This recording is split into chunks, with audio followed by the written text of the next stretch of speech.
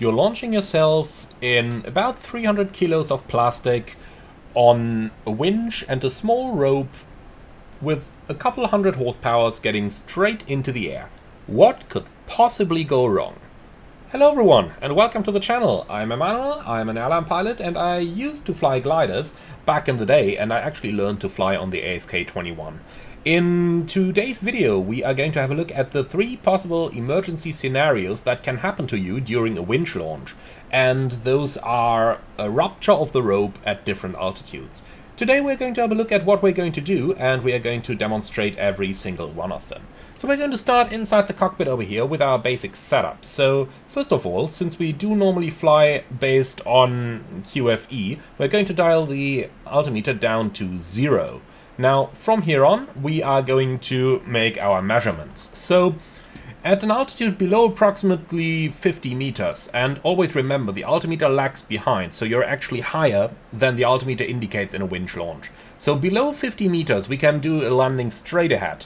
Now that is probably the most impressive scenario that can happen to you during a winch launch, and that's probably also the one that people mess up the most, because it just looks too impressive, and there is that tendency that you just want to fly away from that winch and the runway end, but you gotta do it, believe me. And you will see why in a few moments. Now, above 50 feet to about 100, maybe a bit more, 120-ish, you will just do an orbit and then come back for a landing. And that also is a scenario where it really looks like the wingtips are about to touch the trees. Not a very pleasant scenario, but that's why you do practice, right? And above 120 and onwards, we are going to fly just a normal traffic pattern, a little bit shortened. Okay. So let's go ahead and have a look at the first scenario, and this is going to be the cable rupture at very low altitude. Now you will remember from the emergency briefing on our normal takeoff that we don't just pull the nose up all the way at very low altitude, and this cable rupture is exactly the reason why. So let's get going. So you've got the yellow button down there to detach the cable. Okay, so let's not climb too steep here. Okay, cable rupture. Full speed brake after the nose is down, and we're going to land straight ahead. Maybe a little bit of a side slip here in order to lose a bit more energy. Okay, flare and touchdown.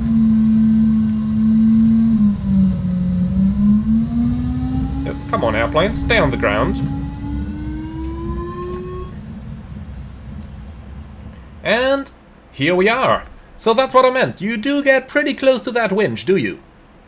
Alright, let's go ahead then and load it up for a second one, and this time the cable is gonna rupture a little bit up higher. We're about to get into the second takeoff, and that's going to be the cable rupture above 50 feet, where we gotta fly the orbit to get back. Now, this is the phase of the takeoff where we've got a really steep angle of climb, and where, in case of cable rupture, our speed is going to start decreasing very, very quickly.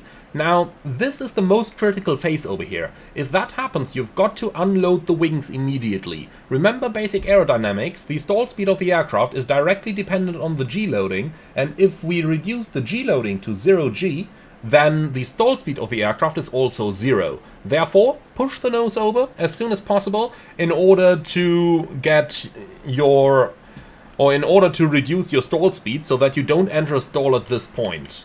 That would be a guaranteed way to kill yourself.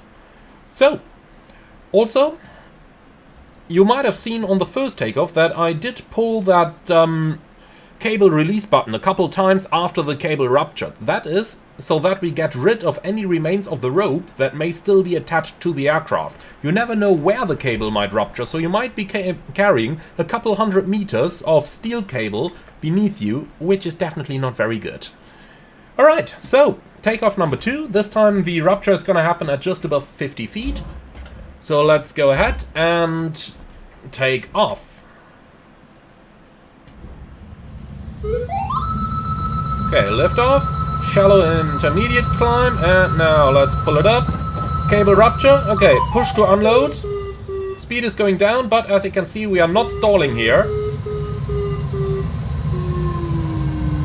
Okay, 100 meters altitude, that means we are going to fly the orbit over here. Things do look very, very low here, but don't worry, the airplane is going to fly fine. The most important point is that you do not shy away from the trees, and you must keep that airspeed. That's the most important point here. Okay. Flying a shallow bank angle here. Remember, large bank angles increase your stall speed. Keep a good speed, and now I'm going to start using the speed brake here in order to get ourselves onto a proper path.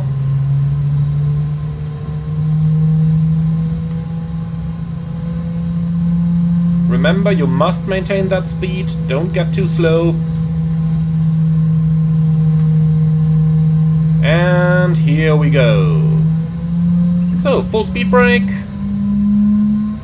Flare it out. And we have touchdown. Alright. And that's the remains of the cable that you can see just down there. Okay, so that was the intermediate case over here. We have one more, which is the cable rupture at high altitude, and we're going to have a look at that just now. We're up and ready for the higher altitude rupture. So this is below about 200 feet, where basically we are below the standard traffic pattern altitude, so where we gotta fly a shortened traffic pattern. Now, this sounds fairly straightforward, but once again, the trees do come rather close, so good pilot discipline and good speed control are paramount. Let's go ahead and have a look at this scenario. So, you can initiate the winch launch right down here.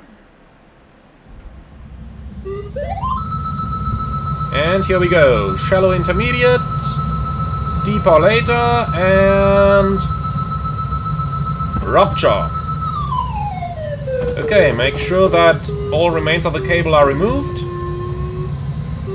160 meters altitude. That means we don't need to do a standard circle, but we do have to fly somewhat of a shortened traffic pattern over here. This is because we can't really land straight. If we do a circle, we are unsure if we have sufficient runway remaining. So now we literally just got to fly it downwind, which gets us into a proper position to have sufficient landing runway left for our rollout. Then again, the challenge now is to make sure that you don't get too low, and again, as you're getting to low altitudes, make sure that you maintain a safe airspeed well above the minimum. So let's go ahead and turn onto the final approach right now.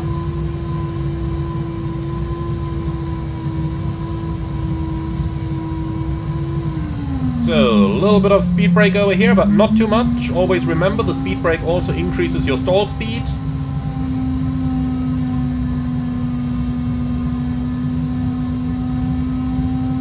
And here we go.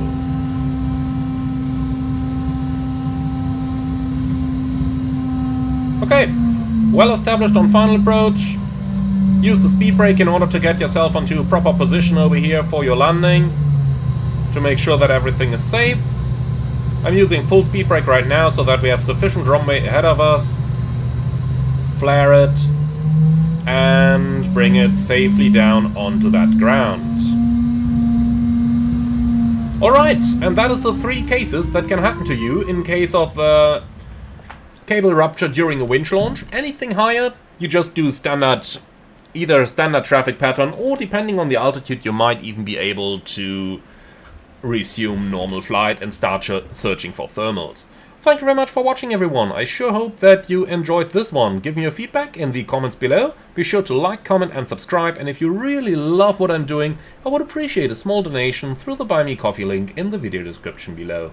Thank you very much for watching, and I'm looking forward to see you all again on the next one.